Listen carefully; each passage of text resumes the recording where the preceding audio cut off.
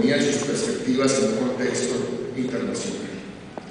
Nuestro Producto Interno pasó de un poco más de 90.000 millones de dólares en el año 2000, hace 10 años, a cerca de 240.000 millones de dólares en el 2009, y en el mismo periodo el producto por habitante, por colombiano, pasó de 2.400 dólares a 5.300 dólares. Es decir, en una década el tamaño de la economía se multiplicó por 2 veces y media.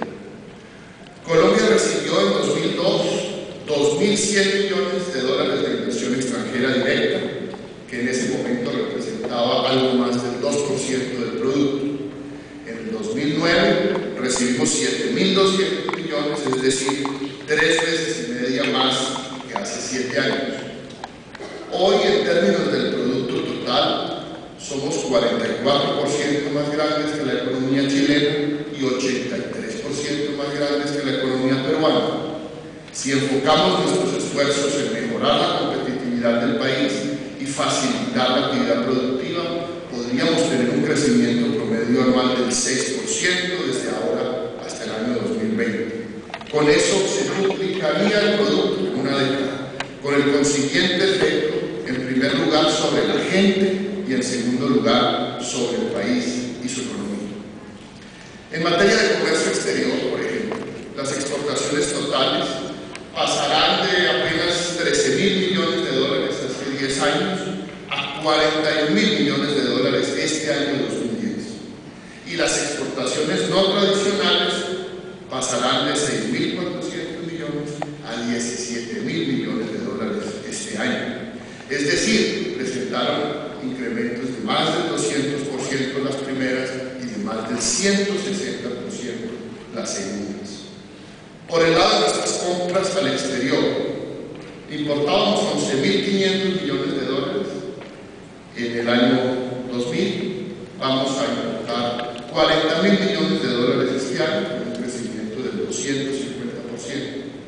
Estamos exportando 104 millones de toneladas de 500 posiciones arancelarias a 186 países. En un escenario de competitividad consistente con estas proyecciones que he presentado del producto, en el año 2020 el comercio exterior de Colombia podría ser 5 veces superior al registrado el año pasado, es decir, estar bordeando los 300.000 millones de dólares, los cuales coparían toda nuestra infraestructura actual y la actualmente prevista para el futuro, tanto en el Pacífico como en el Caribe. Tenemos entonces la oportunidad de convertirnos en 10 años en un país de ingresos altos, muy cerca de los países desarrollados. Sin embargo, esta meta requiere enfrentar retos inmensos en todos los frentes: educación, desarrollo, tecnología, inversión, generación de empleo, innovación, inclusive todas las metas institucionales que se requieren para ser miembro pleno de la OCDE. Voy a concentrarme solo en aquellos que tienen una mayor relación con el tema que hoy nos reúne. En primer lugar, se requiere incrementar la participación de las obras civiles en el producto a 9%, lo cual significa que el crecimiento promedio anual debe ser 5 puntos superior al registrado en la primera década de este siglo, que está por terminar. Esto implica que se debe adecuar la infraestructura institucional del país, no solo la física, sino la de las instituciones, para que se fortalezca la política de concesiones de largo plazo.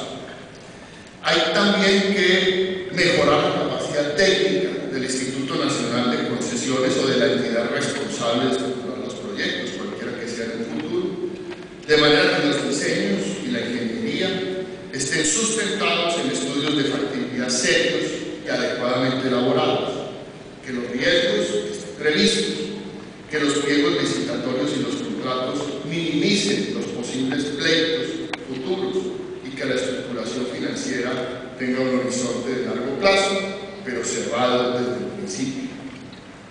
Reitero que en este caso también es importante tener en cuenta el concepto de corredor logístico. Los proyectos deben concebirse integralmente, pues las concesiones por tramos parecieran estar contribuyendo a la ineficiencia y a tener obras que nunca terminan y nunca se conectan entre ellas. En segundo lugar, el crecimiento de la economía y el impulso que se le ha dado a la inversión imponen a las ciudades y a los municipios la obligación de hacer seguimientos sobre los nuevos proyectos productivos. Por ejemplo, se autorizaron zonas francas de gran potencial productor exportador y algunas para el mercado doméstico, muchas de las cuales están apenas en periodo de construcción, no están todavía en funcionamiento. Los municipios, los alcaldes, los consejos, las oficinas de planeación deberían estar atentos para proveer esas zonas francas de la infraestructura necesaria, de manera que se promueva el comercio exterior, se promueva la conexión con el mercado doméstico y cuenten con todas las facilidades cuando estén en plena operación y no después de que entren en operación. No es admisible, como este ejemplo, que Bogotá, el mercado doméstico más grande, aún no haya solucionado el obstáculo que se presenta en la calle 13 para la movilización de mercancías, cuando desde hace varias décadas esta es una vía prioritaria para la zona industrial más importante del país. En todo caso, las autoridades municipales, a mi juicio, deben tomar conciencia de que parte de la responsabilidad del crecimiento está en sus manos. Más y mejor infraestructura es fuente de inversión y de negocio.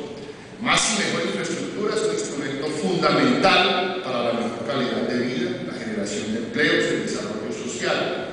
Y más y mejor infraestructura significa, por supuesto, mayor demanda doméstica. Las ciudades y los municipios que desconozcan este credo van a ser sustituidos por aquellas ciudades y municipios que sí lo entiendan, que sí lo crean y que tomen medidas para incentivar el desempeño empresarial en sus territorios.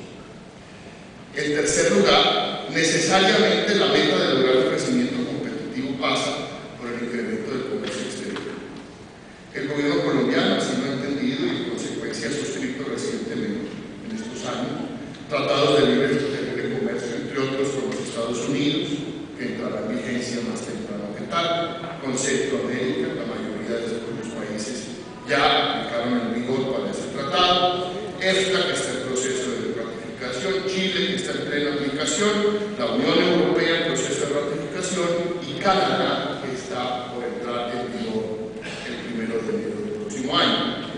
Vendrán Panamá, Corea y otros en el Asia y Pacífico en el futuro. Y estos acuerdos son muy importantes. Por supuesto, no son suficientes. El incremento de la inversión, del comercio, de la cooperación, la profundización de la internacionalización de nuestra economía, de nuestra inserción en el mundo y en particular en el mundo desarrollado y en el mundo del Asia-Pacífico, requiere fortalecer las relaciones con esa región del mundo y la infraestructura hacia el Océano Pacífico colombiano, así como mantener el ritmo de crecimiento y modernización de la infraestructura en el Caribe. Los analistas están de acuerdo en que serán los países del Asia-Pacífico los que jalonen el crecimiento mundial en el corto y en el mediano plazo. Colombia es consciente de ello, por lo que ha venido intensificando sus relaciones con esa región, está negociando, como lo mencioné, un tratado con Corea, muy seguramente en un futuro próximo iniciará negociaciones de otros instrumentos de inversión y de doble tributación con Japón, con Australia, con China, y es prioridad de la Cancillería colombiana el ingreso al Foro de Cooperación Económica Asia-Pacífico, APEC, apenas se levante la moratoria para la aceptación de nuevos miembros. De acuerdo con estimaciones elaboradas por la ANI, la meta para lograr un crecimiento competitivo conduce a que el aumento de las exportaciones no tradicionales a mercados del continente americano, tales como Estados Unidos, Perú, Ecuador y México, sea en promedio del 80% entre los años 2010 y 2020. Sin embargo, con China, este aumento será del 340%.